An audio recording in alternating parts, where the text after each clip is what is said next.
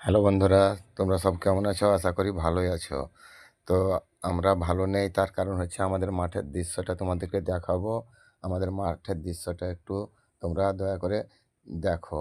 তো এই যে কত কাদা, এই কাদার মধ্যে থেকে আমাদের মাঠ থেকে ধানগুলো বয়ে নিয়ে আসতে খুব কষ্ট হচ্ছে। তো হয়তো তোমরা বলবে কি, তোমরা তো মাথায় করে নিয়ে আসো না, ট্র্যাক্টরে নিয়ে আসছো। কিন্তু ট্র্যাক্টরে করে নিয়ে আসতে গেলেও কত গাড়ি পাল্টি খেয়ে যাচ্ছে, কত গাড়ি কাদায় পুঁতে যাচ্ছে। আবার ডবল করে গাড়ি নিয়ে এসে গাড়িগুলো তো এই যে দেখো পাল্টি খেয়ে যাওয়ার মতোই। এই যে গাড়িটা একটুর জন্যে পাল্টি খেয়ে যেত।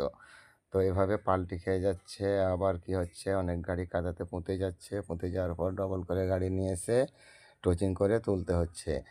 তো দেখো, আমি মিথ্যে কথা বলছি না, সত্যি কথা বলছি। মাঠের অবস্থাটা দেখো, কি অবস্থা।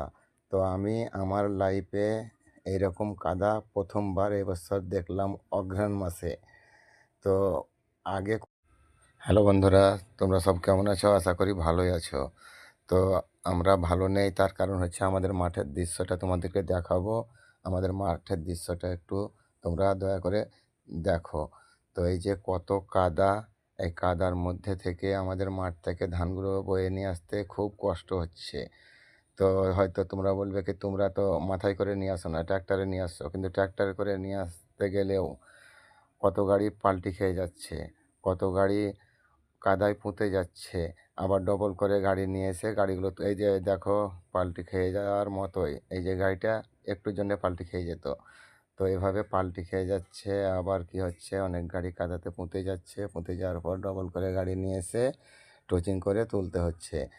তো দেখো, আমি মিথ্যে কথা বলছি না, সত্যি কথা বলছি। মাঠের অবস্থাটা দেখো, কি অবস্থা। তো আমি আমার লাইফে এইরকম কাদা প্রথমবার এবছর দেখলাম, অঘ্রাণ মাসে। তো আগে কোনো দিনই এরকম ধরনের কাদা আমি দেখিনি আমার লাইফে।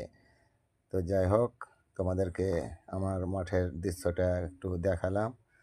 তো এই যে দেখো কত কাদা।